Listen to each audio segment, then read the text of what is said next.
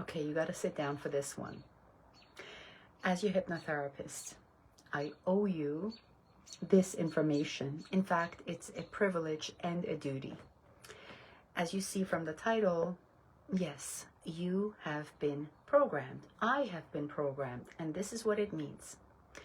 That thing that you call, I keep procrastinating, self-sabotaging, there's this addiction, anxiety, depression, insecurity, lack of self-confidence, self-esteem, unwanted habits, behaviors, phobias, fears. It's really not funny at all. I don't know why I'm laughing. It's not funny. It's actually, but it's funny when you understand how easy it is to program a human being.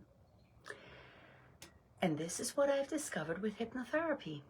Because whatever that problem, that looming, big, difficult, challenging problem you might think you have within your personality or character, that maybe you've been told this is a character flaw or something with your personality, or maybe this is just how your brain chemistry is wired, or it's your genetics. Blame your genetics, blame your past, blame your parents, blame your history. Warranted blame, quite frankly, because it's got to come from somewhere. It's got to start somewhere. But let's just stick with one, which, by the way, is just a metaphor for all of them. All of them. So let's just say procrastination. Let's just say you've been calling yourself a procrastinator. Again, it applies to any and all. Self-sabotage, addiction, unwanted behavior, self-doubt, not being able to make decisions, ADD, ADHD, those two. Please understand that is not a human being insufficient or incapable or broken, or that there's something wrong with them, or that they're weak or flawed, or look, you are, remember when I said sit down for this one? Definitely sit down for this one. You are a walking miracle. That means everything you are, what you like about yourself, what you don't like about yourself, and everything in between is just, and I don't mean to undermine it as in taking that lightly. I'm not taking this lightly. I just want to make a point. It's just a program. It's a subconscious program running on autopilot, running your life, running you, sometimes even ruining your life, and yet it is just a subconscious program. Now, the good news about that is it's not written in stone. It's not a life sentence. It's not a death sentence. It is just a program that we can reprogram. So this thing that maybe you call procrastination and you hate it about yourself, and you're like, man, I wish I were more motivated. I wish I were to take more action.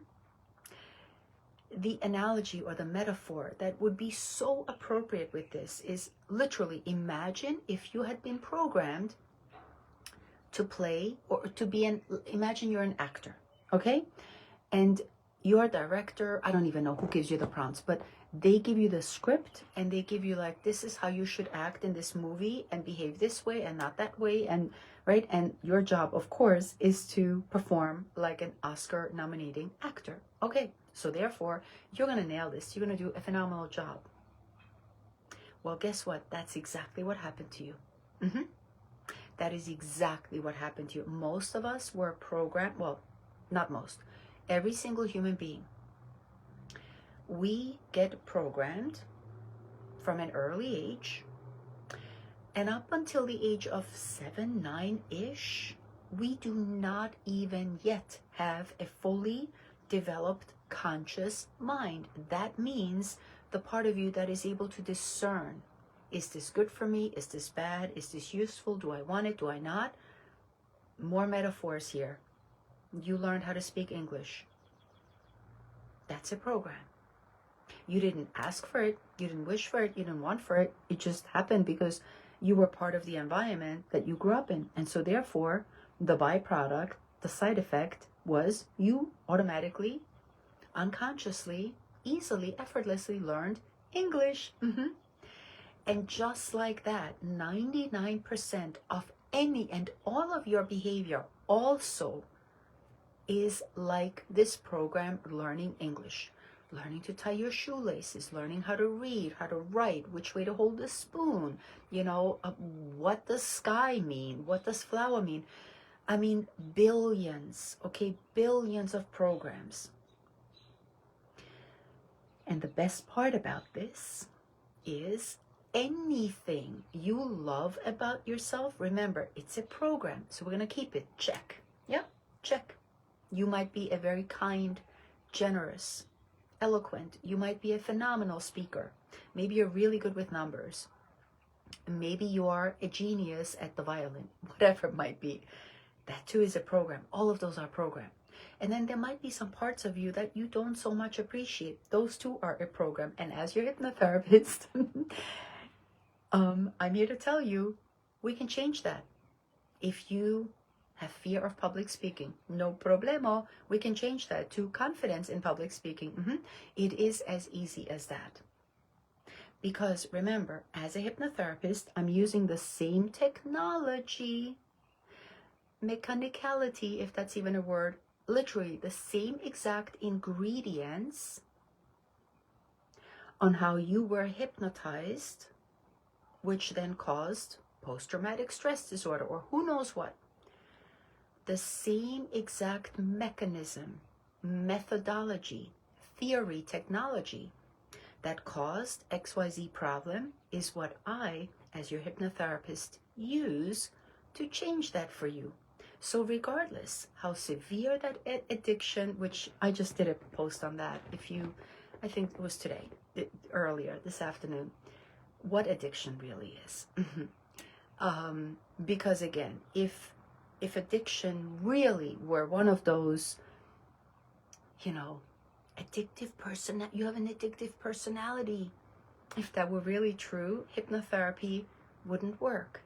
But it does work. Surprise. Yeah.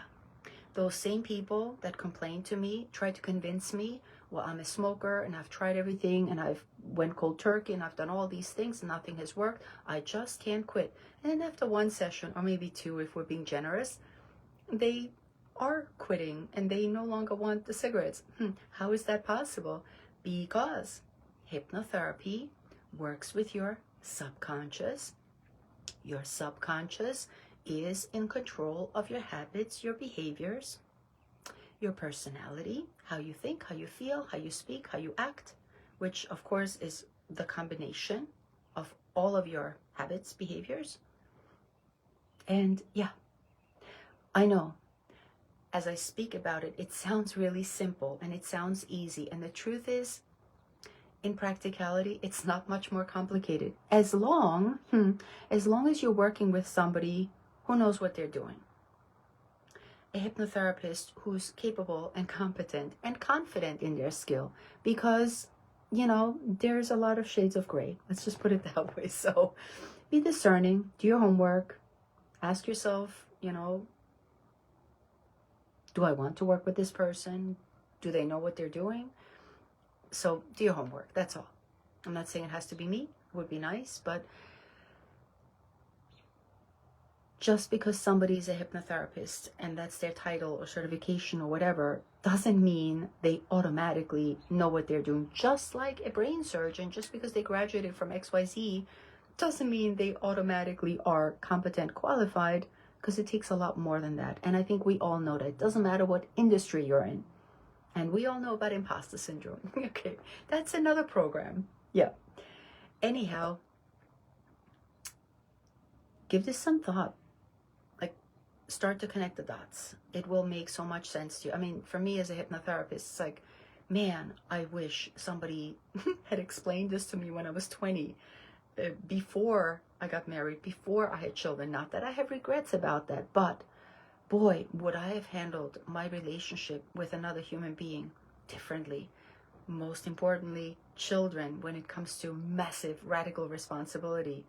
Man, I would have programmed my children knowing this. Anyhow, not too late. I'm still alive, still breathing, so it's all good. Want to have a conversation with me about this? You know where to find me. I'll see you soon.